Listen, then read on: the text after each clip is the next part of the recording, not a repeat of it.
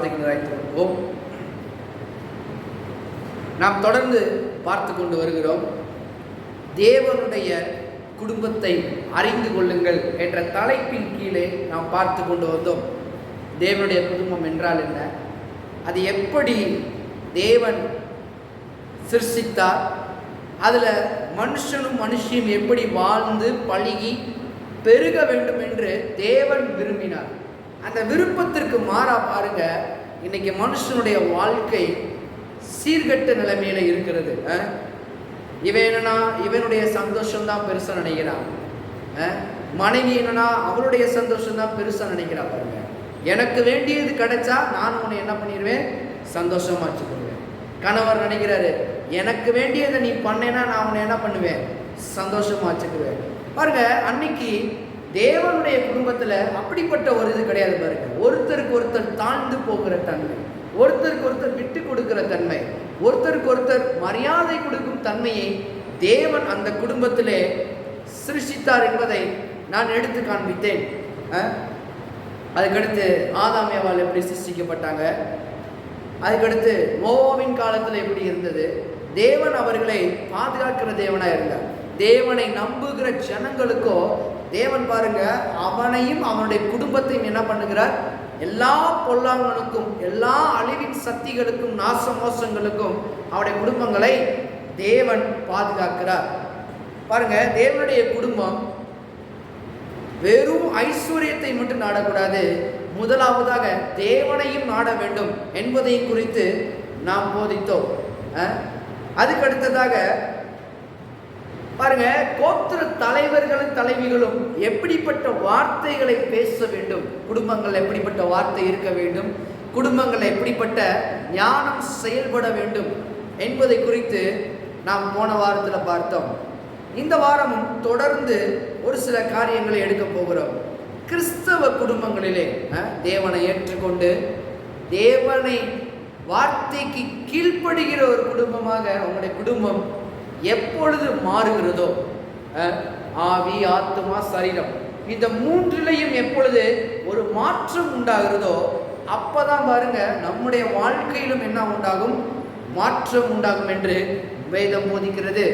அப்ப பாருங்க, ஆண்டவராகிய இயேசு கிறிஸ்து இப்படி சொன்னார், குடும்பத்துல சமாதானம், வெளியும் சமாதானம்.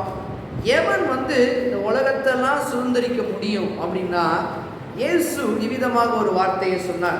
மத்தேயு 5வது அதிகாரம், மத்தேயு 5:5 வசனம் பாருங்க.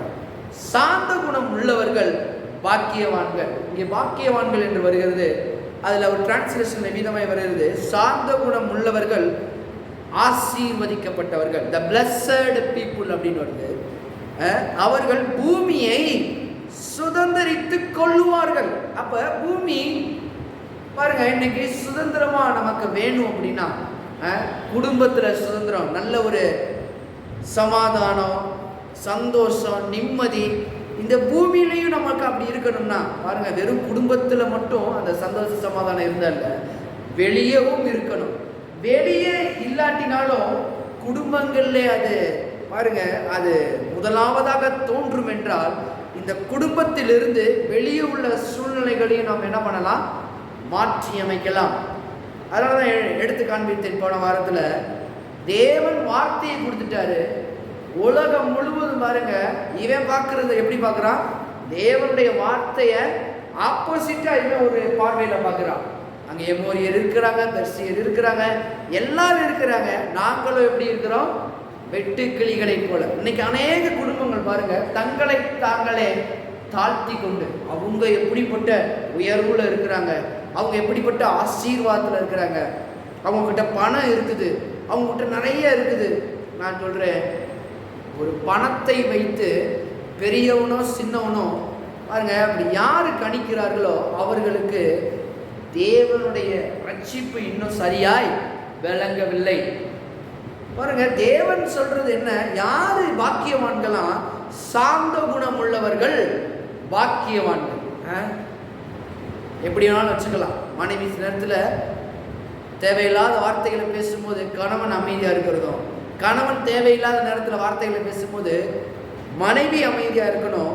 அவங்க தான் பாருங்க பாக்கியவான்கள். அப்படிப்பட்ட குடும்பம் எந்த குடும்பமோ அந்த குடும்பத்துல என்ன இருக்குமா, பூமியை சுதந்திரிப்பார்கள். இந்த பூமியில் உள்ள எல்லாவற்றையும் சுதந்திரிக்க வேண்டியது தேவன் விரும்புகிற ஒன்று. அப்ப பூமி என்பது எதை குறிக்கிறதுனா உலகத்தை என்று அர்த்தம் பாருங்க. அப்ப பூமி இன்னைக்கு நல்ல விதத்துல நாம மாற்றி அமைக்கணும். வெளியே போறோம், வேலைக்கு போறோம், திரும்ப வீட்டுக்கு போறோம் பாருங்க, எல்லாவற்றிலும் வாழ்ந்து சுகமா இருக்க வேண்டும் என்றால் முதலாவதாக நாம் என்ன செய்ய வேண்டும் என்றால் சாந்த குணம் நம்முடைய இருக்க வேண்டும். குடும்பம் நன்றாக இருக்கணும். குடும்பம் பாருங்க, இன்னைக்கு அநேக குடும்பங்கள் ஒன்றுக்கொன்று முற்றும் எதிர்கோணங்கள் தான் வாழ்ந்து கொண்டிருக்கிறார்கள். இவங்க என்ன சொல்றது, நம்ம என்ன கேட்கறது, அவர் என்ன சொல்றது, நம்ம என்ன கேட்கறது. பாருங்க, ஒன்று சொல்றதை என்ன பண்றதுல காது கொடுத்தும் கேட்கறது இல்லை. இப்படி குடும்பம் முதலாவதாக இருந்தது என்றால் அந்த குடும்பம் தான் இந்த சந்தோஷம் என்பது இருக்காது. அங்க ஆசீர்வதிக்கப்பட்ட நிலைமை இருக்காது. பாருங்க, எங்க ஆசீர்வதிக்கப்பட்ட நிலைமை இருக்கும்னா சாந்த குணம் தரித்திருக்கிற மனிதனுக்கு தான் இந்த ஆசீர்வாதம் என்பது தங்கும் என்று இயேசு கிறிஸ்து இவ்விதமாய் சொன்னார் மலை பிரசங்கத்தில். அப்போ உலகத்தை சுதந்திரிக்கிறவர்கள் என்பது சாந்த குணம் உள்ளவர்களுக்கு கொடுக்கப்பட்டு இருக்கிறது என்பதை இன்னைக்கு நாம் திட்டமாய் அறிந்து கொள்ள வேண்டும். பணம் கிடையாது, பணத்தை வச்சு ஒரு மனுஷன் என்ன பண்ண முடியாது, உலகத்தை சுதந்திரிக்க முடியாது. பலத்தை வச்சு என்ன பண்ண முடியாது, உலகத்தை ஒரு மனுஷன் என்ன பண்ண முடியாது, சுதந்திரிக்க முடியாது. பொருளை வச்சு என்ன பண்ண முடியாது, ஒரு மனுஷன் சுதந்திரிக்க முடியாது. பதவியை வச்சு ஒரு மனுஷன் என்ன பண்ண முடியாது, சுதந்திரிக்க முடியாது. இயேசு ஒரே வார்த்தையை சொன்னாரு, சாந்த குணம் உள்ளவனுக்கு இது கொடுக்கப்பட்டுள்ளது. அப்ப சாந்த குணம் என்பது நம்முடைய குடும்பத்திலையும் சரி உலகத்திலையும் சரி நம்மளுக்கு என்ன வேண்டும், இருக்க வேண்டும். அப்ப அந்த பணம், பதவி, பட்டம், உயர்வு இதை வைத்து என்ன பண்ண முடியாது, நம் உலகத்தை சுதந்திரிக்க முடியாது. குடும்பத்தையும் நாம் என்ன பண்ண முடியாது, சுதந்திரிக்க முடியாது. அப்ப கிறிஸ்தவன் உலகத்தை காட்டிலும் வித்தியாசமானவனாய் இருக்கிறான் நினைக்குமே பாருங்க. அதனாலதான் வேதம் போதிக்கிறது, அவன் எப்படி இருக்கிறான்னா எபேசியர், திரும்புங்க எபேசியர் 4வது அதிகாரம், எபேசியர் 4:24, மெய்யான நீதியிலும் பரிசுத்தத்திலும் தேவனுடைய சாயலாக சிருஷ்டிக்கப்பட்ட புதிய மனுஷனை தரித்து கொள்ளுங்கள். அப்போ பாருங்க, மேரேஜ் அப்ப நீங்க இப்படிலாம் இருந்திருக்கலாம், அங்க நல்லா வளர்ந்துருக்கலாம் பாருங்க. ஆனா வளரும் போது பாருங்க எப்படிலாம் வளர்ந்துருக்கலாம். ஆனா குடும்பம் என்ற சூழ்நிலை வரும் பொழுது அது எப்படிப்பட்ட நிலைமையில இருந்தாலும் நாம் அதை உயர்வுக்கு கொண்டு செல்ல நாம தான் என்ன பண்ண வேண்டும், மாறிக்கொள்ள வேண்டும். வேதம் சொல்லுகிறது, புதிய மனுஷனை தரித்து கொள்ளுங்கள். அந்த மனுஷனுக்கு என்ன இருக்குது, சாந்த குணம் இருக்குது. பாருங்க, எப்பேற்பட்ட சூழ்நிலையும் மாற்ற தேவனுடைய பிள்ளைகளால் முடியும் என்பது வேதம் திட்டமாய் போதிக்கிற ஒன்று. நான் எப்படிலாம் சில பேர் சொல்லுவாங்க பாருங்க, எங்க அப்பா வீட்டில் இருக்கிறப்பெல்லாம் நான் நல்லா இருந்தேன், அப்படி நல்லா வாழ்ந்தேன், அப்படி நல்லா ஜாலியா இருந்தேன், இப்ப இங்க உங்ககிட்ட கஷ்டப்படுறேன். கணவன் சொல்லலாம், நான் நல்லா இருந்தேன், உன்னை கட்டிட்டு என்ன பண்றேன், இப்போ ரொம்ப கஷ்டப்படுறேன் அப்படின்னு. பாருங்க, இதெல்லாம் பேசுறதற்கு முன்னாடி இந்த சாந்த குணம் என்று ஒன்று இருந்தா இந்த வாயில என்ன பண்ணாது, வராது. நான் சொன்னேன், கோத்திர தலைவர்கள் மாத்தி பேசும்போது பாருங்க, ஒருத்தர் மட்டும் இல்ல, அத்தனை லட்ச ஜனங்களும் நெகட்டிவா பேச ஆரம்பிக்கிறாங்க. உங்க குடும்பம் நெகட்டிவ் ஆகுது நீங்க பேசுறதுனால. அடுத்த உங்க பிள்ளைகள் அதை பார்த்து என்ன பண்றாங்க, ஓ இதுதான் குடும்பம் போல, இப்படிதான் இருக்கும் போல, இப்படிதான் வரும் போல அப்படின்னு என்ன பண்றாங்க, அதை பார்த்து கற்றுக்கொள்கிறார்கள். அதுக்கடுத்து என்ன பண்றாங்க, இப்ப இந்த உலகம் அதை என்ன பண்ணுது, வெளியே போய் அதிலே நம்ம உலகத்துல என்ன பண்றோம், தெரியப்படுத்துகிறோம். அதனாலதான் கர்த்தர் சொன்னாரு, நீ புதிய மனுஷனாக மாற வேண்டும். எப்படி, மெய்யான நீதியிலும் பரிசுத்தத்திலும் தேவனுடைய சாயலாக சிருஷ்டிக்கப்பட்ட புதிய மனுஷனை தரித்து கொள்ளுங்கள். அப்ப என்னத்தை தரித்து கொள்றது, இந்த இடத்துல புதிய மனுஷன்னா என்ன அப்படின்னா சாந்த குணத்தில் அதுல ஒன்று தான். புதிய மனுஷன் நிறைய இருக்குது, அதுல ஒன்று என்ன? சாந்த குணம். எல்லாம் சொல்லு சாந்த குணம். இப்ப நான் சொல்றேன், பெண்களாகட்டும் ஆண்களாகட்டும், சாந்த குணம் என்பது நம்மிலே இருக்க வேண்டும் என்று எதிர்பார்க்கிறார் நம்முடைய தேவன். என்ன திருப்புங்க 2 கொரிந்தியர் 5வது அதிகாரம், 2 கொரிந்தியர் 5:17 பாருங்க. இப்படி இருக்க ஒருவன் கிறிஸ்துவுக்குள் இருந்தால் புது சிருஷ்டியாய் இருக்கிறான், பழையவைகள் ஒளிந்து போயின, எல்லாம் புதிதாயின. அப்போ புதுசா மாறணும்னு பாருங்க. எல்லா குடும்பமும் ட்ரை பண்றாங்க. சண்டை இல்லாம, சச்சரவு இல்லாம, நிம்மதியா இருக்கணும், வீட்டுக்கு போனா ஒரு நிம்மதி கிடைக்கணும் அப்படின்னு நிறைய பேர் நினைக்கிறாங்க. நான் சொல்றேன், எப்ப நடக்கணும் தெரியுமா? ஒரு புதிய மனுஷனை நாம் தரித்து கொள்ற வரைக்கும் இதெல்லாம் நடக்காத காரியம் தான். வேத வசனத்தின்படி நாம் கீழ்ப்படிந்து தேவனை முதலாவது வைத்து கிறிஸ்துவுக்குள் இருந்து ஒரு புது சிருஷ்டியை நாம் என்ன பண்ண வேண்டும்? தரித்து கொள்ள வேண்டும். அதுல ஒன்று என்னதுன்னா, நான் இன்னைக்கு எடுத்து காண்பிக்கிறேன் நிறைய காரியங்களை. அதுல ஒன்று சாந்த குணம் உள்ளதாக இருக்கிறது. இந்த சாந்த குணம் தான் நம்மளை உயர்ந்த இடத்திற்கு கொண்டு செல்லும். இந்த சாந்த குணம் தான் தேவனுடைய ராஜ்யத்தின் வழியில நடக்கிறவர்களாய், சுதந்திரிக்கிறவர்களாய் இந்த சாந்த குணம் மாற்றும். ரொம்ப முக்கியம் பாருங்க. நிறைய காண்பிக்கிறேன், பழைய ஏற்பாட்டிலும் சரி புதிய ஏற்பாட்டிலும் சரி. சாந்த குணம் உள்ள மனிதர்கள் பாருங்க, அவர்கள் குடும்பங்களையும் நன்றாக வைத்தார்கள், தன்னை சுற்றி இருக்கிறவர்களையும் நன்றாக நடத்தினார்கள், நன்றாக வைத்தார்கள். அதான் பாருங்க, ஒரு ஆசீர்வாதமான நிலைமை இருக்கணும் அப்படின்னா இந்த புதிய மனுஷனாகிய அதுல ஒன்று சாந்த குணம் நம்மளுக்கு இருக்க வேண்டும். எனக்கு பட்டுன்னு கோபம் வந்தா நான் பொட்டுன்னு அடிச்சு விடுவேன், இல்லை பட்டுன்னு பேசி விடுவேன் அப்படின்னா அது தேவனுடைய சாயலை அங்கே பிரதிபலிக்கவில்லை. தேவனுடைய சாயல் பிரதிபலிக்குதுன்னா நிறைய காரியங்களை பார்க்கலாம். அதுல ஒன்று என்ன? இந்த ராஜ்யத்தின் வழி யாருக்குரியதுன்னா சாந்த குணம் உள்ளவர்கள் மாத்திரம்தான் சுதந்திரிப்பார்கள். குடும்பத்துல சமாதானம், நிம்மதி, சுகம், ஆரோக்கியம், ஜீவன், சுகம், பலன், உலகத்துல வெற்றி, வாழ்வு, பெருமை எல்லாவற்றையும் எது இந்த ராஜ்யத்திற்குள்ள என்ன இருக்கணும்? சாந்த குணம் இருக்கும்.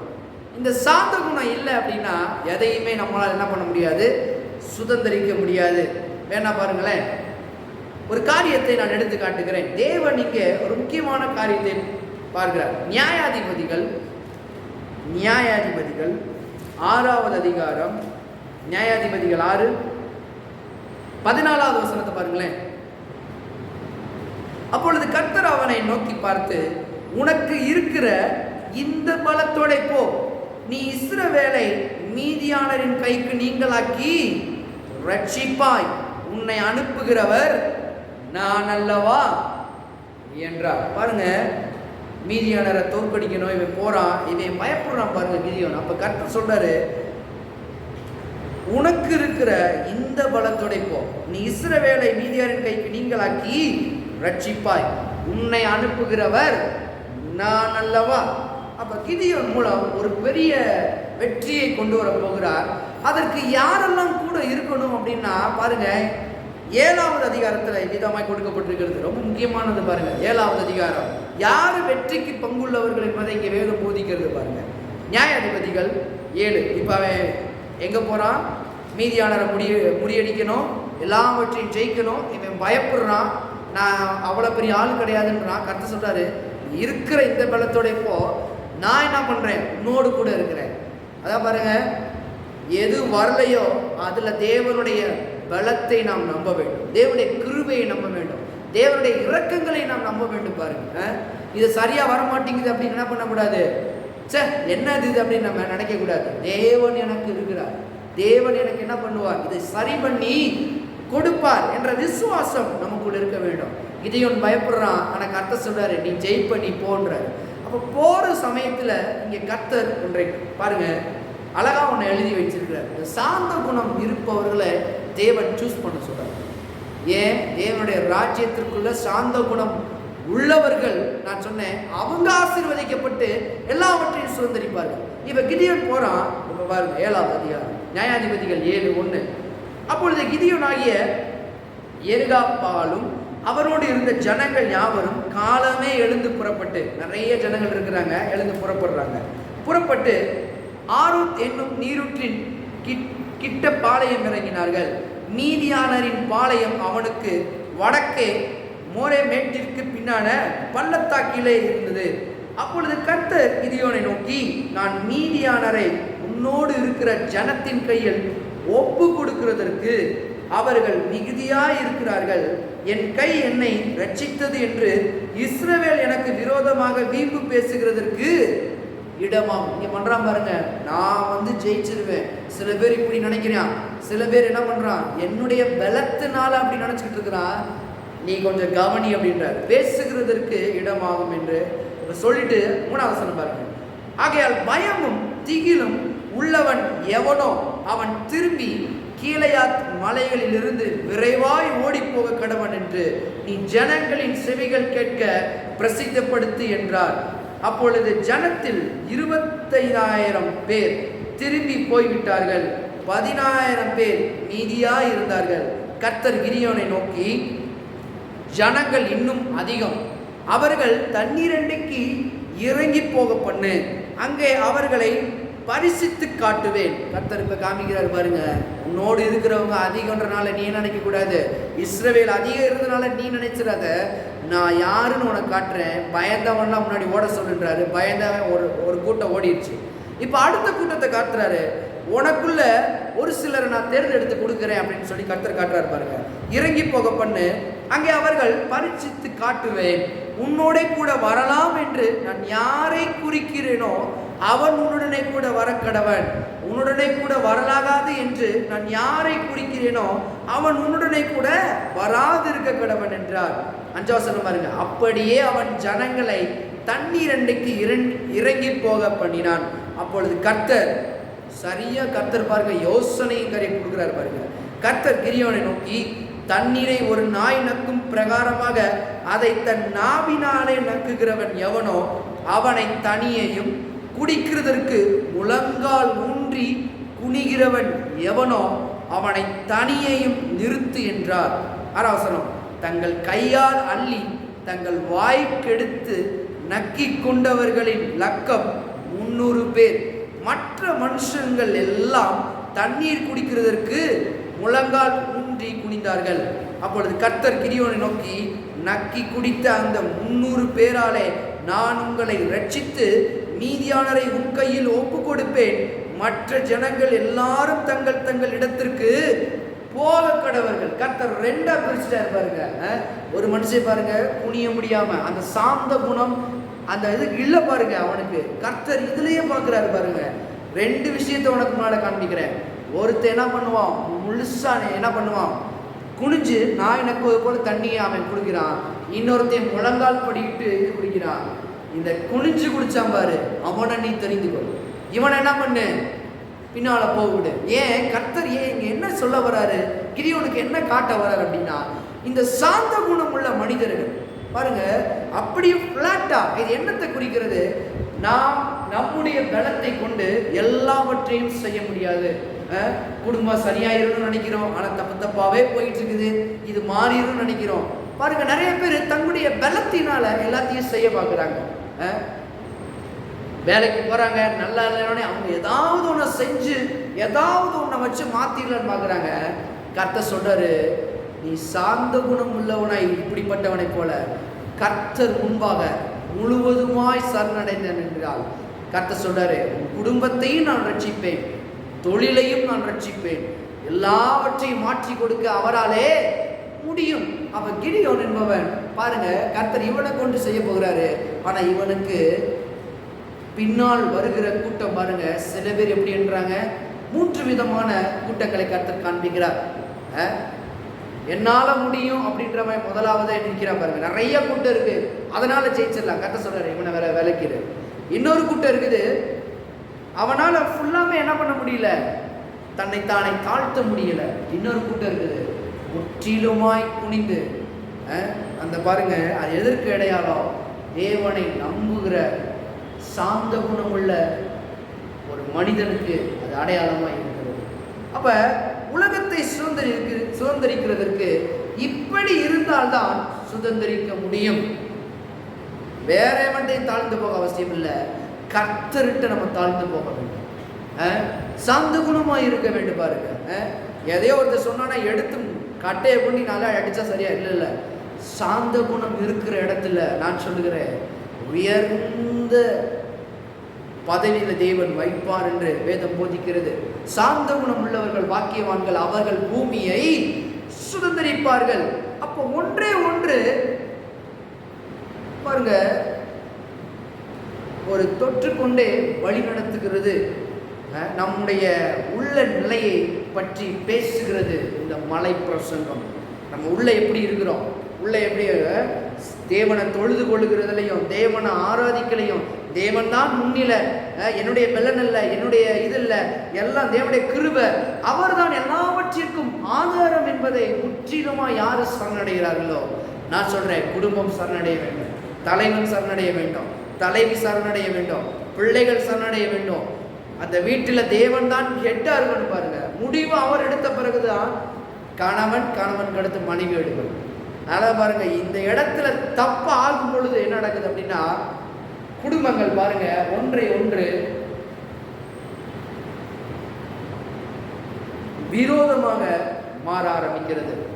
கணவனை பிடிக்க மாட்டேங்குது, மனைவிக்கு கணவனுக்கு மனவன். ஏன் அப்படின்னா இந்த சாந்த குணம் இருக்க வேண்டும். அதனால பாருங்க, உலகத்திலே சொல்றாங்க, உன் புருஷன் கோபமா இருந்தா நீ என்ன பண்ணப்பா, நீ கொஞ்சம் என்ன பண்ணு, அடங்கி போப்பா. உங்க மனைவி கொஞ்சம் கோபமா இருந்தாங்க, நீங்க என்ன பண்ணுங்க, அடங்கி போங்க. எங்க இருந்து வந்துச்சு? நான் சொல்றேன், இங்க வேத வசனத்துல இருந்து வந்துச்சு. கர்த்தர் சொல்றாரு, சாந்த குணம் உள்ளவர்கள் பூமியை சுதந்திரித்துக் கொள்வார்கள். அது குடும்பத்திலையும் அப்ளிகபிள். பாருங்க, அதை குடும்பத்திலையும் நான் பண்ண வேண்டும். சில பேர் பாருங்க, எனக்கெல்லாம் வந்து இது ஏற்கனவே ஒரு தடவை பாருங்க, வேற ஒரு இதில் நான் ஒரு கூட்டத்தில் எடுத்திருந்தேன். அப்போ முடிஞ்சதுக்கப்புறம் ஒரு பிரதர் வந்தார். பாருங்க, பாஸ்டர் நீங்கள் சொல்கிறது சரிதான், ஆனால் இவன் என்ன செஞ்சாலும் அடங்க மாட்டேங்கிறாள், இவளை நான் என்ன தான் பண்ணேன் பாஸ்டர் அப்படின்னு. நான் சொன்னேன், சாந்த குணம் ஒரு நாள் உடனே மாறிடாது. ஆனால் கர்த்தர் சொன்னார், சாந்த குணமே எப்படி வரும்னா உடனே வந்துடாது. இந்த பொறுமைன்றது நீடிய பொறுமையாக இருக்க வேண்டும். நீடிய சாந்தம் உள்ளவர்கள் பூமியை சொன்னிருப்பாங்க. கொஞ்சம் பொறுமையா இருக்க, தேவனை சார்ந்து கொள்ளுங்க. வெறும் சாந்த குணத்தை வச்சு ஒன்றும் செய்ய முடியாது. சாந்த குணங்கள்ல தேவனை நம்பணும். ஆண்டவரே, நான் உம்முடைய வார்த்தையை நம்புறேன், நான் உம்முடைய இதை நம்புகிறேன், நானும் என் வீட்டாரும் என்றால் கர்த்தரையே சேவிப்போம், இது நிச்சயமா நடக்கும். அதனால நான் சாந்த குணத்துல நீர் சொன்ன வார்த்தையின்படி அமைதலா இருக்கிறேன். ஏனென்றால் உம்மால காரியங்களை மாற்ற முடியும். விசுவாசிக்க வேண்டும். பாருங்க, நம்முடைய விசுவாசமே உலகத்தை ஜெயிக்கிற ஜெயம். எப்படி மாறப்போகுது? இதெல்லாம் வந்து எதுவும் நடக்காது என்று சொல்லக்கூடாது. பாருங்க, இதெல்லாம் வாய்க்காது, நடக்காது, வைக்காது. இந்த ஊழியத்தில் நான் கற்றுக்கொண்டது அதான் ஒன்று, எதுவும் வாய்க்காது கிடையாது, வாய்க்கும். கொஞ்சம் சாந்தமா இருந்து பாருங்க. ஐயோ நடத்தினோம், டக்குன்னு இதாகலையே, வேமா இதாகலையே அப்படின்னு கிடையாது. கொஞ்சம் நின்று பாருங்க, கொஞ்சம் நின்று பிடிச்சு பாருங்க, வாழ்க்கை பிரகாசமான ஆகும். எப்ப தெரியுமா? தேவன் சொன்னதை செய்யும் போது வாழ்க்கை பிரகாசமாகும். தேவன் சொல்லாததை செய்யும் போது வாழ்க்கை இருட்டாய். அதான் பாருங்க, தேவன் சொன்னாரா அப்படியே செய்யுங்க. பாருங்க, எனக்கு பழைய ஏற்பாட்டில் சில காரியங்கள் புதிய ஏற்பாட்டை நான் எடுத்து காண்பிக்கிறேன். அப்படி சாந்த உள்ள மனிதர்கள் எப்படி எல்லாம் இருந்தார்கள்? ஆதியாகமம் 13வது அதிகாரம், ஆதியாகமம் 13 2வது வசனம். ஆபிரகாம் மிருக ஜீவன்களும் வெள்ளியும் பொன்னுமான ஆஸ்திகளை உடைய சீமானாய் இருந்தான். அப்ப பெரிய மனுஷனாய் இருந்தான். இப்ப லோத்துவை பாருங்க, 13வது அதிகாரம் 6-9.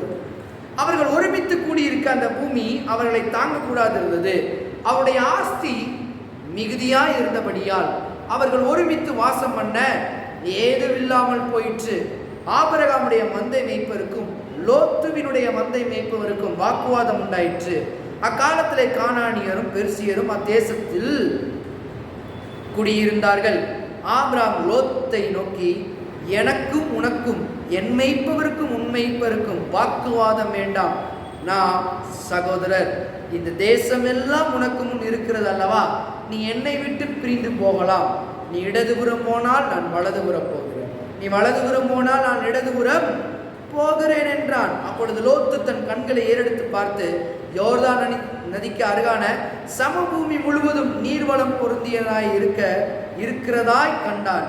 கர்த்தர் சோதோமையும் குமாராவையும் அழிக்கும் முன்னே சோவாருக்கு வழி மட்டும் அது கர்த்தருடைய தோட்டத்தைப் போலவும் எகிப்து தேசத்தைப் போலவும் இருந்தது. அப்பொழுது லோத்து யோர்தானுக்கு அருகான சமபூமி முழுவதையும் தெரிந்து கொண்டு கிழக்கே பிரயாணப்பட்டு போனான். இப்படி அவர்கள் ஒருவரை ஒருவர் விட்டு பிரிந்தார்கள். ஆபிரகாம் கானான் தேசத்தில் குடியிருந்தான். லோத்து அந்த யோர்தானுக்கு அருகான சமபூமியில் உள்ள பட்டணங்களில் வாசம் பண்ணி சோதோமுக்கு நேரே கூடாரம் போட்டான். சோதோமின் ஜனங்கள் பொல்லாதவர்களும் கர்த்தருக்கு முன்பாக மகா பாவிகளும் இருந்தார்கள். லோத்து ஆபிரகாமை விட்டு பிரிந்த பின்பு, இதான் முக்கியம், கர்த்தர் ஆபிரகாமை நோக்கி, உன் கண்களை ஏறெடுத்து நீ இருக்கிற இடத்திலிருந்து வடக்கையும் தெற்கையும் கிழக்கையும் மேற்கையும் நோக்கிப்பார். நீ பார்க்கிற இந்த பூமி முழுவதையும் நான் உனக்கும் உன் சந்ததிக்கும் என்றென்றைக்கும் இருக்கும்படி கொடுத்து. அப்ப அவனை பாருங்க, விடுறான் பாருங்க. சாந்த குணம் எல்லாவற்றையும் அப்செட் பண்ண. ரெண்டு பேருக்கு வாக்குவாதம் உண்டாகுது. நீ என்ன பெரிய மனுஷன், நீ என்னோட ஒட்டிக்கிட்டு தானடா வந்த, எதுவுமே கேட்கல பாருங்க. எப்படிப்பட்ட உள்ளத்துல அந்த சாந்த குணம் அப்படி இருக்கிற ஒருவர் தான் ஆசீர்வதிக்கப்பட முடியும். எடுத்தோம் கவுத்தம் எல்லாத்தையும் பண்ணோம் அப்படின்னோம்னா அது தேவனுடைய சுபாவம் கிடையாது பாருங்க. அந்த சாந்த குணம் ரொம்ப இருக்கணும் பாருங்க. இவன் பாருங்க, எடுத்தவன் எல்லாத்தையும் பண்ணல. நான் உன்னை என்ன பண்றேன், நீ வடக்க போனா நான் தெற்க போறேன்பா, கிழக்க போறேன்னா நான் மேற்க போறேன்பா, நீ போ பாருங்க. அமைதியா விடுறான். இவனும் பாருங்க இருக்கிறதெல்லாம் தேடி கண்டுபிடிக்கிறான். கர்த்தர் அழிக்கிறதுக்கு சோதோமை ஏற்கனவே ரெடி பண்ணி வச்சிருக்காரு. இவன் பாருங்க அதை போய் செலக்ட் பண்றான். பச்சை பசேன்னு இருக்குன்னு இதுலதான் மிஸ்டேக் பண்ற பாருங்க. சாந்த குணம் இருந்தாலும் அவன் எல்லாவற்றையும் சுதந்திரிக்கிறான். எப்ப கர்த்தருடைய வார்த்தையை கேட்டு நடக்கும். இவன் பாருங்க அவன் மாட்டு பார்த்துட்டு அவன் மாட்டு போயிட்டான். ஆனா இவன் பாருங்க கர்த்தர்கிட்ட கேட்டு கர்த்தர் இவனுக்கு சொல்றாரு, அம்மட்டும் நடந்து தெரியும், எல்லாவற்றையும் நான் உனக்கு தருகிறேன் பாருங்க. அதான் சாந்த குணம் உள்ளவர்கள் எல்லாவற்றையும் சுதந்திரிக்க முடியும். இவன் சுதந்திரிச்சது ஏதோ ஒரு சின்ன ஒரு இது. சோதம் குமாரா அங்க இருக்கிறவங்க மோசமானவங்க எல்லாமே. ஆனா கர்த்தர் ஆபிரகாம் கொடுத்தது மற்ற எல்லாவற்றையும் சுதந்திரிக்க. அம்மட்டும் நடந்து தெரியும், நான் அவன் கூட இருக்கிறேன். எப்படிப்பட்ட மனுஷன் கூட இருக்கிறாரு? சாந்த குணம் உள்ள மனுஷன் பாருங்க. நம்ம இந்த உலகத்துல வெற்றியா வாழணும், எவெல்லாம் நம்மளை கேலியா யதார்த்தமா பார்த்தா அவன் முன்னாடி நிமிர்ந்து நிற்க வேண்டும் என்றால் புதிய மனுஷனாகிய சாந்த குணத்தை நாம் தரித்து கொள்ள வேண்டியது அவசியமாயிருக்கு. இந்த உலகத்துல பாருங்க, பிசாசு பிடித்த மனிதர்களும் பிசாசின் வஞ்சனைகளால் நிறைந்திருக்கிறது. இதை போய் பாருங்க, வெளியே ஒருத்தர் எப்படி கவிழ்க்கலாம், எப்படி இது பண்ணலாம், அவனை இழுத்து இவன் எப்படி மேலே ஏறலாம், அவனை எப்படி முற்றிலுமா அழிக்கலாம், யோசித்து எண்ணிக்கொண்டிருக்கிற உலகத்துல கர்த்தர் சொல்றாரு, என்னை நம்புகிறவனை நான் பூரண சமாதானத்துடன் காத்துக்கொள்வேன். நீதிமொழிகள் சங்கீதம் 91 வாசிப்பாருங்க. கர்த்தரை எப்படியெல்லாம் பாதுகாக்கிறார். யார? கர்த்தரை நம்பி கர்த்தரை விசுவாசிச்சு அந்த சாயலை அணிந்து கொண்டு சாந்த குணத்தோடு அமைதியா இருக்கிற மனிதர்கள், அவருடைய வாக்குத்தத்தங்களை நம்பிக்கொண்டு அமைதியா இருக்கிற மனிதர்களை தேவன் நிச்சயமா என்ன பண்ணுகிறார்? விடுவிக்கிறார். அவர்களை தெரிந்து கொண்டு அவர்களை ஆசீர்வதிக்கிறார். ஒரு காரியம் மட்டும் இல்ல, மோசையை குறித்து அடுத்து காமிக்கிற மாதிரி. மோசே என்னாகமம் 3வது அதிகாரம், என்னாகமம் 3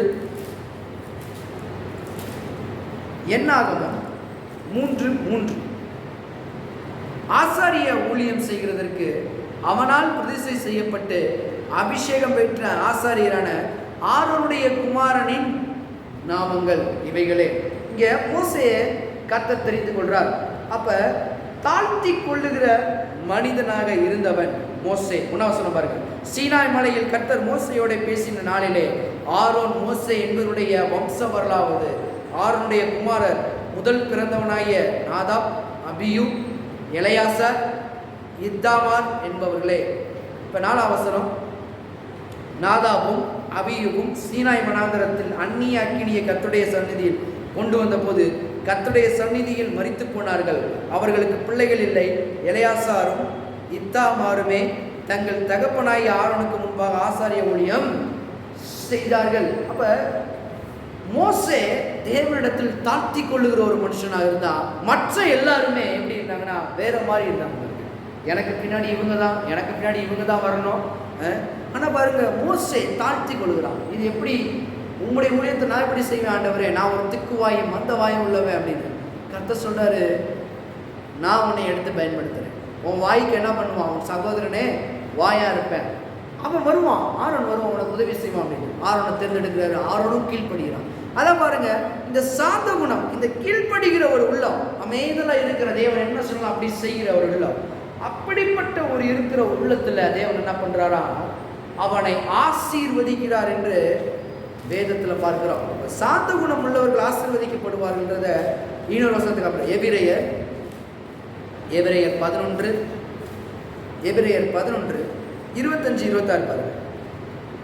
அநித்தியமான பாவ சந்தோஷங்களை அனுபவிப்பதை பார்க்கிலும் தேவனுடைய ஜனங்களுடைய துன்பத்தை அனுபவிப்பதையே தெரிந்து கொண்டு இனிவரும் பலன் மேல் நோக்கமாயிருந்து எகிப்தில் உள்ள பொக்கிஷங்களிலும் கிறிஸ்துவின் நிமித்தம் வரும் நிந்தையை அதிக பாக்கியம் என்று எண்ணினான். மோசே பாருங்க எப்படிப்பட்டவன், அங்க இருந்தா நல்லா இருந்திருக்கும், அப்படியே போயிடலாம். இல்லை, கர்த்தருக்கு கீழ்ப்படுகிற ஒரு உள்ளம்.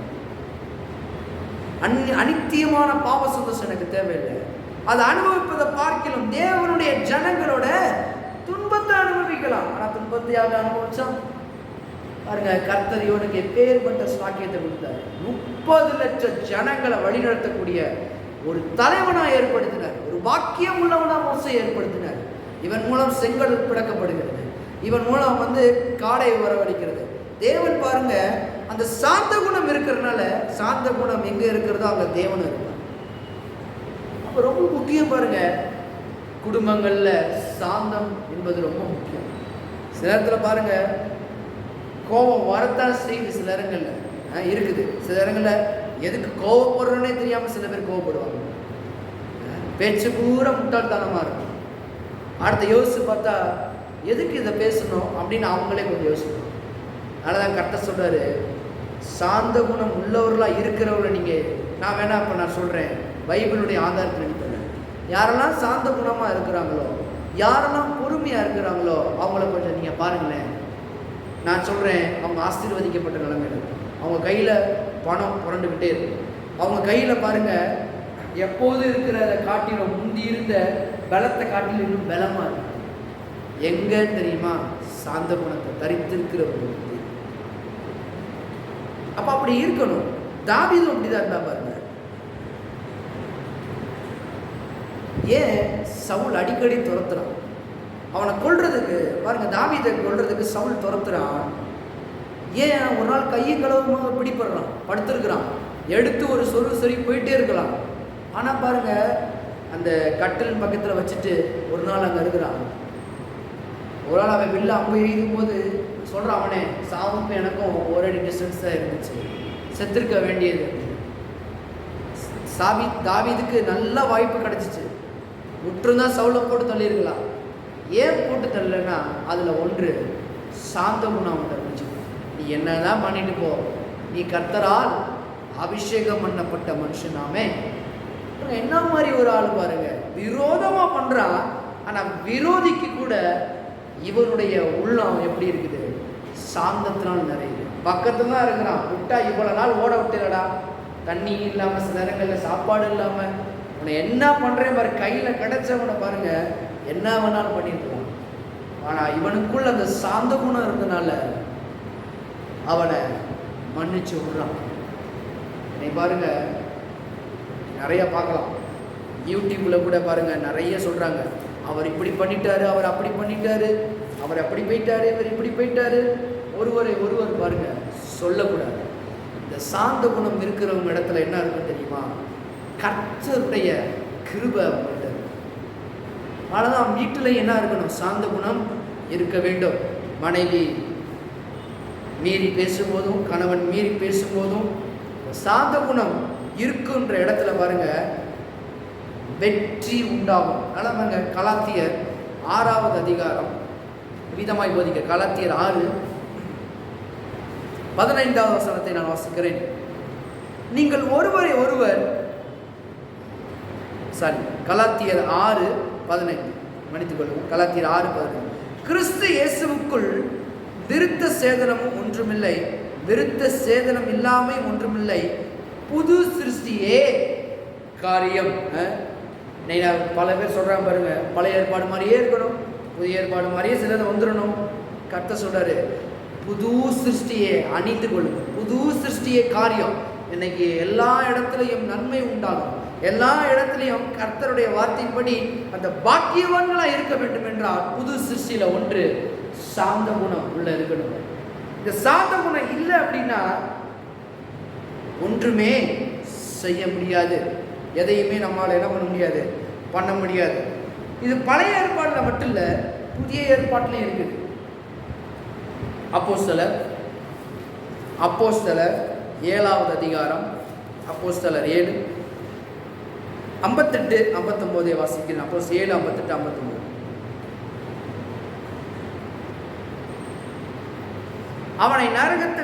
அவனை நகரத்துக்கு புறம்பே தள்ளி அவனை கல்லெறிந்தார்கள்.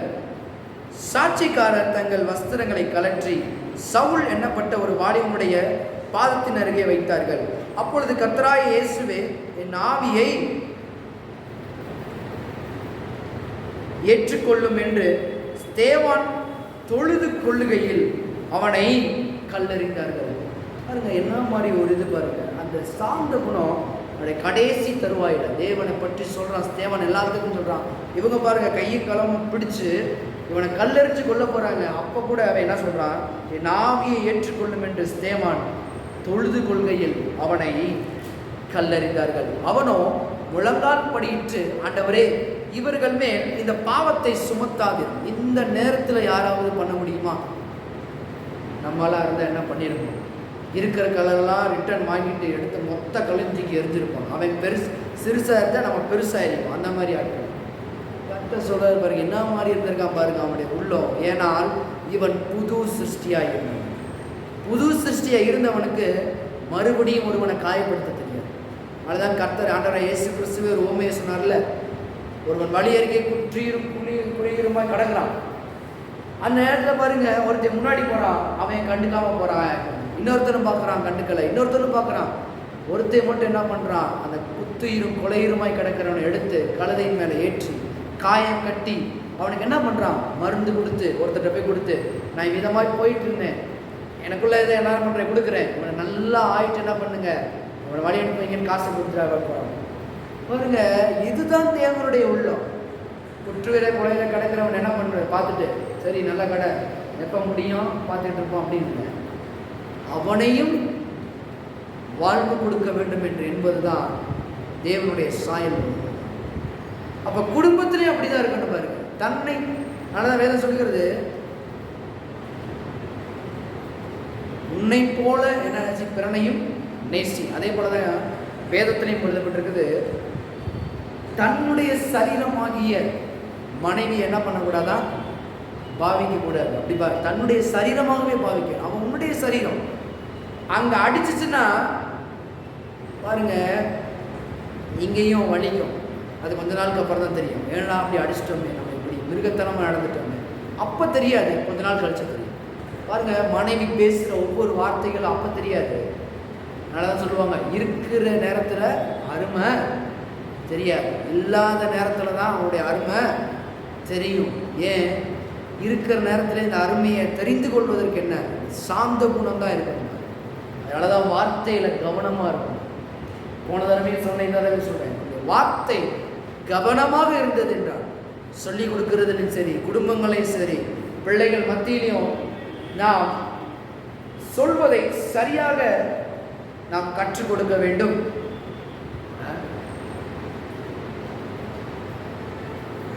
திரும்புங்களேன், பவுல் இங்கே சொல்கிறாரு ஸ்தேவானை பற்றி. இப்போ பவுலும் உன்னை குறித்து சொல்கிறாரு பாருங்க. 1 கொரிந்தியர் அவர் எப்படி இருந்தார்? 1 கொரிந்தியர் 3வது அதிகாரம் 3:4-7 பாருங்க. ஒருவன் நான் பவுலை சேர்ந்தவன் என்றும் வேறொருவன் நான் அப்போலோவை சேர்ந்தவன் என்றும் சொல்லுகிறபடியால் நீங்கள் மாம்சத்திற்குரியவர்களால் அல்லவா பவுல் யார், அப்போலோ யார்? கர்த்தர் அவனவனுக்கு அருள் அளித்தபடியே நீங்கள் விசுவாசிக்கிறதற்கு ஏதுவாயிருந்த ஊழியக்காரர் தானே. என்ன மாதிரி பேசுகிற பாருங்க. நான் பெரிய ஆளுன்னு கிடையாது, நாங்கள்லாம் யாரு? ஊழியக்காரர்கள், அவ்வளோதான். 6ஆம் வசனம், நான் நட்டேன், அப்போலோ நீர் பாய்ச்சினான், தேவனே விளையச் செய்தார். அப்படி இருக்க நடுகிறவனாலும் ஒன்றுமில்லை, நீர் பாய்ச்சுகிறவனாலும் ஒன்றுமில்லை, விளையச் செய்கிற தேவனாலே எல்லாம் ஆகும். என்ன மாதிரி பாருங்க, இதுதான் சார்ந்த குணம். ஒருத்தவங்களை உயர்த்தி விடுறது, ஒருத்தவங்களை பாருங்க. அதனாலதான் கர்த்தரை உயர்த்துகிற ஒரு உள்ள இருக்கும். எங்க போனாலும் பாருங்க, அதே மாதிரிதான் மனைவியை உயர்த்துற ஒரு உள்ள இருக்கணும், மனைவி கணவனை உயர்த்துற ஒரு உள்ள இருக்கணும். இதுதான் பாருங்க கிறிஸ்தவ அடிப்படை பாருங்க. அவளை எந்த இடத்துல என்ன பண்ணக்கூடாது, விட்டு கொடுத்துடக்கூடாது. ஏதமாமிதமாய் போதிக்கிறது. ஒன்றுக்கு ஒரு இதெல்லாம் எடுத்து படித்து பார்த்தீங்கன்னா தேவன் அதை சொல்லிக்கிட்டே வராது. மனைவியை எப்படி நடத்த வேண்டும் என்று அங்கே சொல்லுகிறதை பார்க்கலாம். அப்போ பாருங்க, இதையெல்லாம் யாரு செய்தார்களோ, இந்த சாந்த குணம் இருந்தவர்கள் பூரா பாருங்க உயர்ந்த இடத்துல தேவன் அவர்களை ஆசீர்வதித்து வைத்தார். இயேசுவும் அப்படிதான் இருந்தார். திருப்பதி அதை பார்த்து முடிப்போம். மத்தேயு 11வது அதிகாரம், மத்தேயு 11, 28, 29. வருத்தப்பட்டு பாரம் சுமக்கிறவர்களே, நீங்கள் எல்லாரும் என்னிடத்தில் வாருங்கள், நான் உங்களுக்கு இளைப்பாறுதல் தருவேன். நான் சாந்தமும் மனத்தாழ்மையுமாயிருக்கிறேன். என் நுகத்தை உங்கள் மேல் ஏற்றுக்கொண்டு என்னிடத்தில் கற்றுக்கொள்ளுங்கள், அப்பொழுது உங்கள் ஆத்துமாக்களுக்கு இளைப்பாறுதல் கிடைக்கும். அப்ப ஜனங்களிடத்தில் எப்படி இருந்தார் ஆண்டவராய் இயேசு கிறிஸ்து? அவர் சொல்றாரு பாருங்க, கேலி பண்ணிக்கிட்டோம், கிண்டல் பண்ணிக்கிட்டோம் அப்படியே தெரிஞ்சாரு. அவர் சாந்தமா இருந்தார். தன்னை வெறுக்கிறவர்கள்ட்ட கூட என்ன பண்றாருன்னா ஓமையாய் பேசுகிறார். இப்படி இருக்கக்கூடாது, அப்படி இருக்கணும். இயேசு உங்களை என்ன பண்றாரு? சுகத்தை பிதா யார்? குமாரனா இயேசு கிறிஸ்து யார்? அவர்கிட்ட வந்து சொல்றாங்க, இவ கையுமையுமா பிடிபட்டுட்டா, இவளை என்ன பண்றது? கல்லெறிஞ்சே கொள்ளணும். ஆண்டவர் இயேசு கிறிஸ்து கீழே இருந்தாரு பாருங்க. அவர் என்ன பண்ணல, அவங்களுக்கு உத்தரவு கொடுக்கல. அவர் உள்ளத்துல இருந்து சொல்றாரு பாருங்க, உங்களின் பாவம் இல்லாதவன் எவனோ முதலாவது கல்லை ஏறிங்க அப்படின்றாரு. எல்லாரும் உள்ளத்துல குத்தப்பட்டவர்களாக இவங்க நினைக்கிறாங்க, நான் யோக்கியனாகும், நான் எல்லாரும் பெரியவனாகும் அப்படின்னு ஏறி கல்லெடுத்து நினைக்கிறாங்க. சாந்தம் ஒருத்தையும் கூட இல்லை. எல்லாருமே தப்பு பண்ணவங்க நிக்கிறவங்க பூரா, எல்லாரும் யோக்கியங்கள் இல்லை அங்க நிக்கிறவங்க. ஆனா கர்த்தர் பாருங்க சொன்ன வார்த்தை கீழே போட்டு, இவ நிமிர்றா, இவளுக்கு தெரியும் இவர் யோக்கியர், இவர் என்னை என்ன வேணாலும் பண்ணலாம். நிமிர்ந்து பார்த்தோன்னே அவங்க யாரும் உன்னை கல்லெறியவில்லையா? கர்த்தர் கேட்கிறாரு. யாரும் இல்லை ஆண்டவரே, நீயும் என்னை ஆக்கினைக்குள்ள தீர்க்காதிருக்கணும். எப்படிப்பா நீ பாவம் பண்ண, தப்பு பண்ண, இப்படிலாம் விட முடியுமா? உன்னைய ஏதாவது ஒன்று இது பண்ணணும்ல? எதுவுமே சொல்லலை. கர்த்தர் சொன்னாரு, இனி போ, பாவம் செய்யாது. சாந்தம் எப்படி இருக்குதுன்னு பாருங்க. கர்த்தர் அவர்களையும் திருத்துகிறார், இவரையும் திருத்துகிறார். அந்த இயேசு அப்பேற்பட்டவர். ஆனா பாருங்க, என்னம்மா கையை மெய்மை பிடிபட்டு தானே வந்த, அப்புறம் அவன் எரியக்கூடாதுன்னு அவனை காப்பாற்றி விட்டுருக்குறேன் அப்படின்னா ஒரு நக்கலா கிண்டலா எதுவுமே இல்லை. ஆண்டவர்கிட்ட தாழ்மை மட்டும்தான் இருந்துச்சு. இயேசுட்ட உள்ளத்துல சாந்தம் மட்டும்தான் இருந்துச்சு. அதெல்லாம் பாருங்க, மனைவி தவறா செய்யும் போதும், தவறா சொல்லும் பொழுது பாருங்க, கணவன் என்ன பண்ணணும்? தப்பா சொல்லிட்டாங்களா உடனே என்ன பண்ணக்கூடாது, எல்லாரும் முன்னாடியும் இந்த மாதிரி இப்படி பண்ணிக்கிட்டு இருக்கிற விட்டால் அப்படின்னு சொல்லக்கூடாது. அவங்க சொன்னது கொஞ்சம் ரைட்டு, ஆனால் எப்படி திருத்துறது மாதிரி என்ன பண்ணும்? திருத்தி காண்பிக்கணும். நீ சொன்னது எப்படி சொன்னேன்னு தெரியல, ஆனால் இதுதான்ப்பா கரெக்டு, என்ன பண்ணணும்? தனியாக போய் சொல்லிக் கொடுக்கணும். இனிமேல் இந்த தவறானதை என்ன பண்ணக்கூடாது, சொல்லக்கூடாது. பாருங்க, சொல்லிக் கொடுக்கணும் குடும்பங்கள். அதே போல தான் கணவன் ஏதாவது ஒரு தெரியாமல் இருக்கும்போது, இவருக்கு ஒன்றும் தெரியாதாக்கும், என்னைய விடவா அவருக்கு தெரிய போகுது? கர்த்தர் சொல்றாரு, என்னைய விடவா முதல் உனக்கு தெரிய போகுது. கர்த்தர் மேலே இருந்து என்ன பண்ணுவார்? இங்கே பார்ப்பார். ஆனால் குடும்பங்கள் எப்பொழுதுமே தேவனுடைய சாயல்ல என்னைக்கு மாறுதோ அந்த சாந்த குணத்தை யாரெல்லாம் உள்ள ஏற்றுக்கொண்டு ஒரு புது சிருஷ்டியை போல இருக்க வேண்டும் என்று தேவன் விரும்புகிறார். குடும்பத்துல கையம்மியான்னு கத்திக்கிட்டே இருந்தார். யாரை பார்த்தா அந்த பேச்சு பார்த்தீங்கன்னா நார்மல் பேச்சு, சும்மா சண்டை போடுற பேச்சு மாதிரி இருக்கும். அந்த குடும்பம் பாருங்க கையம்மியான்னு கத்திக்கிட்டே இருக்கு. இல்லை கிறிஸ்தவ குடும்பங்கள்ல பேச்சே முதல் மெதுவாக இருக்கும். எங்க பேசணுமோ அங்க பேசணும், எங்க பேசக்கூடாது அங்க பேசக்கூடாது. இப்ப நம்முடைய இயேசுவும் அப்படித்தான் இருந்தார். எங்கேயுமே கத்தலை, எங்கேயுமே இது பண்ணல. அவருடைய குடும்பம் தான் இங்க குடும்பம். ஆனா அவரை யார் என்று அறியாது பிரிந்து போய் கிடக்குது. பாவம் செய்கிற பிள்ளைகளா சில பிள்ளைகள் மாறிடுச்சு. ஆனாலும் பாருங்க சாந்தத்துடனே பதிலளிக்கிறார். ஒருவன் அவர்கிட்ட வரா, ஆண்டவரே சிறு வயதிலிருந்து எல்லாத்தையும் கடைபிடிக்கிறேன், இப்ப நித்திய ஜீவன் வர்றதுக்கு நான் என்ன வேண்டும் அப்படின்னு அவன்கிட்ட கேட்கும்போது இயேசு பாருங்க, அப்படியா கடைபிடிக்கிற, பொய்யெல்லாம் சொல்லாதப்பா அப்படின்னு சொல்லுங்க, சாந்தமாய் பதிலளிக்கிறேன். அவருடைய பேச்சு பாருங்க எப்பயுமே தெளிவா இருந்துச்சு. அதனாலதான் நாம் யார்கிட்ட இருந்து கற்றுக்கொள்ளுகிறோம் என்பது தலைவர்களும் தலைவிகளும் ரொம்ப முக்கியம். தேவனிடத்திலிருந்து நாம் முதலாவது கற்றுக்கொள்ள வேண்டும். தேவன் என்ன சொல்லுகிறாரோ அதை செய்கிறவர்களாக நாம் இருக்க வேண்டும். இப்படி மாறும்போது எல்லா வாழ்க்கையில் உள்ள சுற்றி உள்ள எல்லாமே மாற்றத்தை காணும். நீங்க பாருங்களேன், நல்லா தகப்பனுடைய அன்பு கிடைக்காத இடத்துல, தாயினுடைய அன்பு கிடைக்காத இடத்துல, தகப்பனுடைய பேச்சை மதிக்காம தாயினுடைய பேச்சை மதிக்கிறது, தாயினுடைய பேச்சை மதிக்காம தகப்பனுடைய பேச்சை மதிக்கிற அந்த குடும்பம் பாருங்க தோல்வியில தான். ஏனென்றால் ரெண்டு பேரும் வேற வேற கிடையாது, ரெண்டு பேரும் ஒன்றாய் தேவன் படைத்திருக்கிறார். அதெல்லாம் பாருங்க கணவனும் மனைவியும் சேர்ந்து தேவனுடைய வார்த்தையை கேட்டு நடக்கும் பொழுது அது வெற்றி உள்ளதா இருக்கும். அது நீ என்ன சொல்றது, நான் என்ன கேட்கறது பாருங்க, அப்படி இருக்கவே கூடாது. ஒரு நாளும் தேவன் அப்படி படைக்கவே இல்லை. ஆதாமுக்கோ ஏற்ற துணையை, துணை எப்போதுமே இணைந்தே இருக்க வேண்டும், பிரியக்கூடாது. இன்னைக்கு பாருங்க காமெடின்ற பேர்ல நிறைய பேர் சொல்றாங்க, என் பொண்டாட்டி ஊருக்கு போயிட்டா, என் பொண்டாட்டி ஊருக்கு போயிட்டா, ஒரு பெரிய ஒரு காமெடியே நடந்துருக்கு. ஆனா இதுக்கும் பைபிளுக்கும் முரண்பாடு. கர்த்தர் சொல்றாரு, மனிதன் தனிமையா இருப்பது நல்லது அல்ல. ஏன் கர்த்தர் ஒருத்தரை கொடுக்கிறார் அப்படின்னா, the suitable helper என்று வேதத்தில் வருது பாருங்க. அவனை உயர்த்தி விடுறதுக்கும் அவனை தாங்கிறதுக்கும் தோண்டு போய் இருக்கும்போது அவனுக்கு ஒரு என்கரேஜ் பண்றதுக்கும் தான் மனைவி பாருங்க சில நேரங்களில் குடும்பங்கள்ல டிப்ரெஷன் ஆகும்போது தோண்டு போகப்படுது.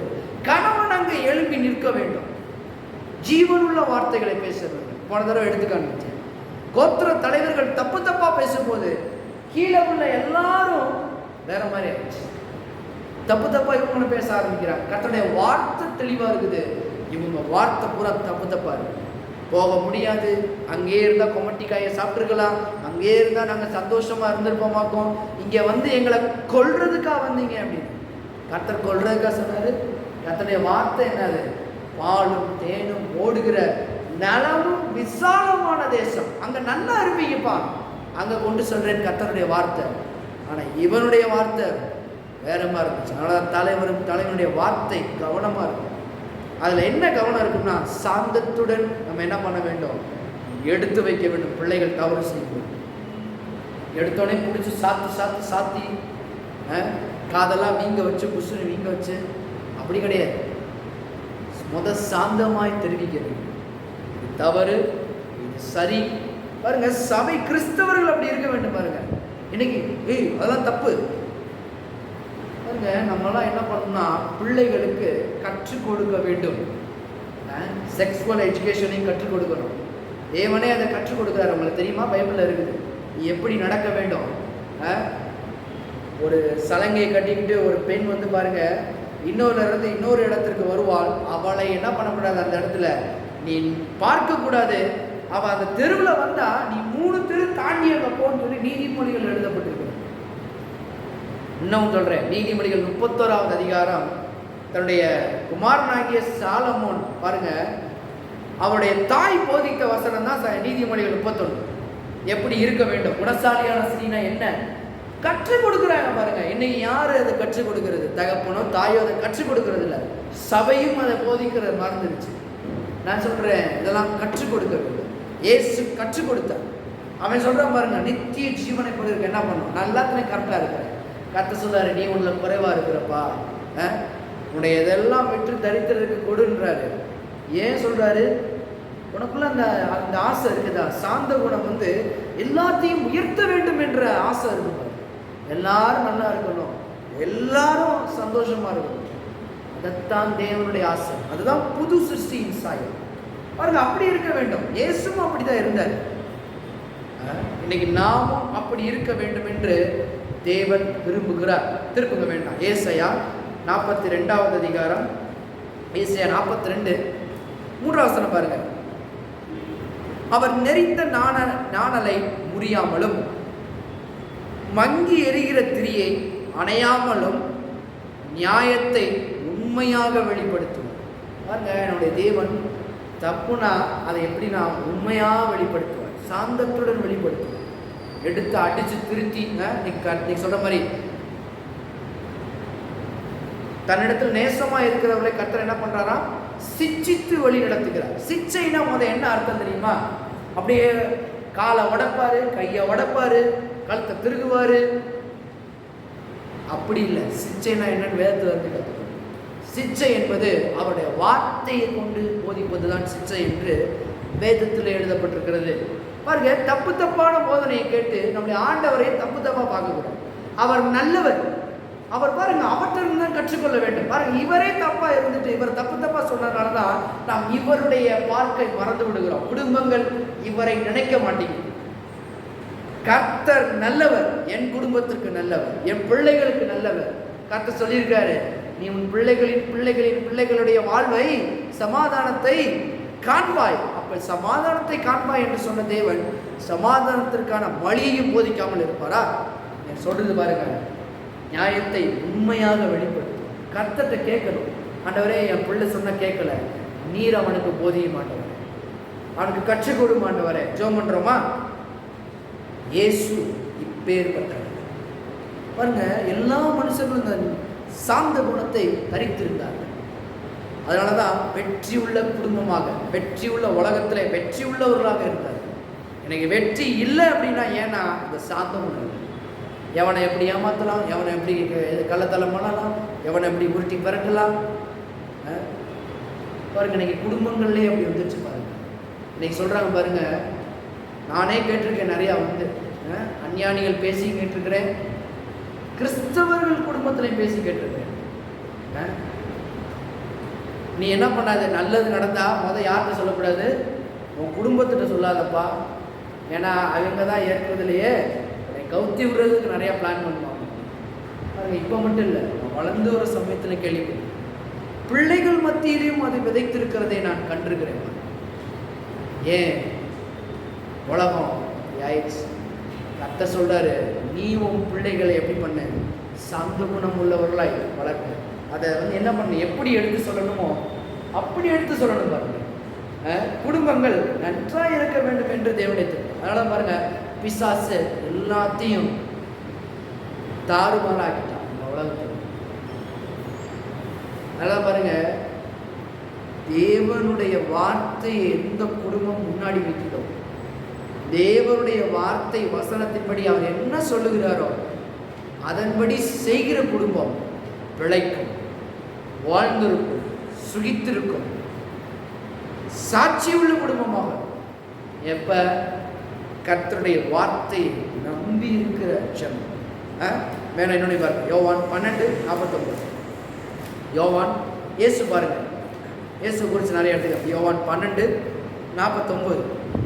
நான் சுயமாய் பேசவில்லை, நான் பேச வேண்டியது இன்னதென்றும் உபதேசிக்க வேண்டியது இன்னதென்றும் என்னை அனுப்பின பிதாவை எனக்கு கட்டளையிட்டார். அப்ப இந்த இயேசு இந்த உலகத்துல வாழ்ந்தப்ப பிதா என்ன சொன்னாரோ அதைத்தான் ஜனங்களுக்கு சொன்னார்.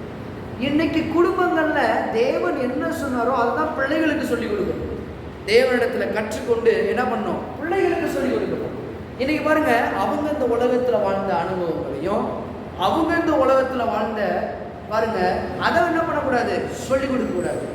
வேதம் என்னவோ அதை சொல்லிக் கொடுக்கணும்.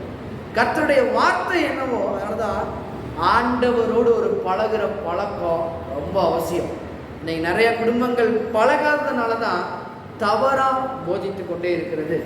அதனால தான் ஒரு பாஸ்டர் சொல்லுவார், கல்யாணம் முடிஞ்ச ஒரு பிள்ளைய பாருங்க அனுப்பிச்சு வச்சாங்களாம், 2வது நாளே வீட்டுக்கு வந்துருச்சா பாருங்க. கடைசியாக சண்டை பிரச்சனை எல்லாமே இருந்துச்சான். கடைசியாக போய் இந்த பாஸ்டர் போய் உள்ள போய் கேட்டாரா, என்னம்மா உங்களுக்குள்ள பிரச்சனை அப்படின்னு. இப்போ வந்தோடனே நான் சொல்கிறது தான் நீ கேட்கணுன்ற மாதிரி இருக்கிறா பாஸ்டர், இவளை நான் என்ன பண்ணுறது அப்படின்னு சொல்லி இந்த மாதிரி இருக்கிறாளே அப்படின்னு. அப்போ அவங்க சொன்னாங்களாம் பாருங்க, இந்த பாஸ்டர் கேட்டாரா எதுக்கு இப்படிலாம் வந்துச்சு அப்படின்னு கேட்கும்போது அவங்க சொல்கிறாங்க, எல்லாம் இந்த பாட்டி தான் காரணம் அப்படின்னு சொன்னாங்க. இந்த பாட்டி தான் என்கிட்ட சொல்லிச்சு, போன உடனே உன் புருஷனை என்ன பண்ண முந்தானையில் முடிஞ்சு வச்சுக்கோ, நான் நில்லுனா நிற்கணும், ஸ்டாண்டுனா ஸ்டாண்ட் அப்படின்னா அந்த மாதிரி வச்சுக்கோ பாருங்க. இந்த பாட்டி எப்பேற்பட்ட பாட்டி, உலகத்தின் ஞானத்தை கேட்டப்ப அவங்க அம்மாட்ட கேட்டுட்டு அப்படி கேட்டுட்டு சொன்னவர். அதனாலதான் உலகத்தின் காரியங்களை என்ன பண்ணக்கூடாது, நீங்கள் உலகத்தார் அல்லாத போல நானும் உலகத்தார் அல்லவே. கர்த்தர் சொன்னார், எது முக்கியம், வார்த்தை தான் முக்கியம், இயேசு தான் முக்கியம். அவர் என்ன சொன்னாரோ அவர் சொன்னார், நான் பிதாவினுடைய சித்தத்தை மட்டுமே சொன்னேன், அதை மட்டுமே செஞ்சேன். அதனாலதான் தேவன் வெற்றி உள்ளவரா மாறினார். அதனாலதான் அவர் கூட இருந்தவர்களும் வெற்றி உள்ளவர்களாக இருந்தார்கள். இன்னொன்று பாருங்க, யோவான் 14:10 அங்கேயும் வருது பாருங்க. யோவான் 14:10, நான் பிதாவிலும் பிதா என்னிலும் இருக்கிறதை நீ விசுவாசிக்கிறது இல்லையா? நான் உங்களுடனே சொல்லுகிற வசனங்களை என் சுயமாய் சொல்லவில்லை, என்னிடத்தில் வாசமாய் இருக்கிற பிதாவானவரை இந்த கிரியைகளை செய்து வருகிறார். அப்போ உங்க குடும்பத்துல பிதாவானுடைய சித்தம் இருக்குதா, இல்ல உங்களுடைய சித்தம் நீங்க கண்ட உலகத்தின் அனுபவங்கள் உங்களுடைய குடும்பங்களின் சித்தமா இருக்குதா? எது ஒண்ணு நடக்காட்டினா பாருங்க, கோத்திர தலைவர்கள் என்ன பண்றாங்க, மாத்தி மாத்தி பேசுறாங்க. அவங்களாம் வெட்டுக்கிளி, நாங்க வெட்டுக்கிளியில நாங்க அழிய போகிறோம், அவ்வளவுதான் சாக போகிறோம். உலகத்தின் சூழ்நிலைகள் வேலை மாதிரி இருக்கலாம். ஆனா பாருங்க, காலேபும் யோசுவாவும் சொன்ன பதில் என்ன, கர்த்தருடைய வார்த்தையை நம்பி இருக்கிற ஜனங்கள், அந்த கோத்திரத்தின் தலைவர் என்ன பேசுறாங்க, நாம் எளிதாய் போய் சுதந்திரித்துக் கொள்ளலாம். இப்படி சொல்லி வளர்க்க வேண்டும் பிள்ளைகள், அதுதான் ரொம்ப முக்கியம். இப்படிலாம் முடியாது, இந்த உலகத்துல ஏமாத்திரம் இருக்கத்தான் செய்யறான், அதனால நீ என்ன பண்ண, ஏமாத்துப்பா. நான் 5 மடங்குனா சொல்லுவாங்க, நான் 5 மடங்குனா நீ எப்படி இருக்கணும், 10 மடங்காவது ஏமாத்து எல்லாத்தையும். இல்ல இல்ல இல்ல, ரொம்ப முக்கியம். கர்த்தர் என்ன சொன்னாரோ அதன்படி செய்ய வேண்டும், அவருடைய வார்த்தையின்படி சொல்ல வேண்டும். அதனால பாருங்க, அவர் தம்மை தாமே தாழ்த்தினார். வேணா பாருங்க, பிலிப்பியர்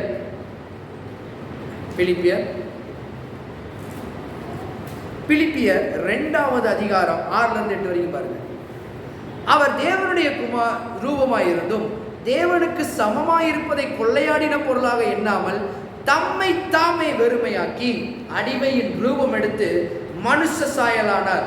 அவர் மனுஷ ரூபமாய் காணப்பட்டு மரண பரியந்தம், அதாவது சிலுவையின் மரண பரியந்தம் கீழ்ப்படிந்தவராகி தம்மை தாமே தாழ்த்தினார். ஆதலால் தேவன் எல்லாவற்றிற்கும் மேலாக அவரை உயர்த்தினார். இன்னைக்கு குடும்பம் உயர்த்தப்பட, தொழில் உயர, நம்முடைய வாழ்க்கை உயர, நம்முடைய பண விஷயங்கள் ஆசீர்வதிக்கப்பட, பிள்ளைகள் ஆசீர்வதிக்கப்பட, சொந்த இனத்தார் ஜனங்கள் எல்லாவற்றிலும் உயர்த்தப்பட வேண்டும் என்றால் நான் சொல்லுகிறேன், இயேசு தம்மை தாமே தாழ்த்தினார். அதனால் தேவன் அவரை உயர்ந்த ஸ்தானங்கள் இருக்க பண்ணினார். நான் சொல்லுகிறேன், உங்க குடும்பம் தேவனுடைய வார்த்தைக்கு சார்ந்திருந்து அவரை நம்பி சார்ந்த குணத்தை புது சிருஷ்டி தரித்திருந்தது என்றால் நான் சொல்றேன், உங்க குடும்பம் ஆசீர்வதிக்கப்பட்ட குடும்பமாக உங்களை உயர்த்தி அழகு பார்க்கிற ஒரு தேவன் இருக்கிறார். ஆமென். அப்ப எத்தனை பேர் இந்த சார்ந்த குணத்தை தரித்திருக்க வேண்டும்? சார்ந்த குணம் இருக்க வேண்டும். தேவனே அதை செய்தார், தம்மை தாமே தாழ்த்தினார். தாழ்த்த முடியாத மனுஷனுடைய பிரச்சனை. கர்த்தர் சொல்றார், நீ தாழ்மைப்படும். கிதியோனுக்கு சொன்ன மாதிரி தாழ்மையாய் தேவனுக்கு முன்பாக சாஷ்டாங்கமாக இருக்க வேண்டும். இது என்னுடைய பலன் அல்ல, இது தேவனுடைய பலன். உன்னை அனுப்புகிறவர் நான் அல்லவா. கர்த்தர் சொல்றாரு, இனி இந்த உலகத்தில் நீங்கள் போகும்பொழுது கர்த்தருடைய பலனை காண்பீங்க. உங்கள் தொழில் ஆசீர்வதிக்கப்படும், உங்கள் குடும்பம் ஆசீர்வதிக்கப்படும், உங்கள் பிள்ளைகள் ஆசீர்வதிக்கப்படுவார்கள். வாழ்நாள் எல்லாம் தேவனுடைய நன்மைகளை காண்பீர்கள். நீடித்த நாட்கள் உன்னை திருப்தியாக்கி நன்மையும் கிருபையும் வாழ்நாள் எல்லாம் தொடரும்.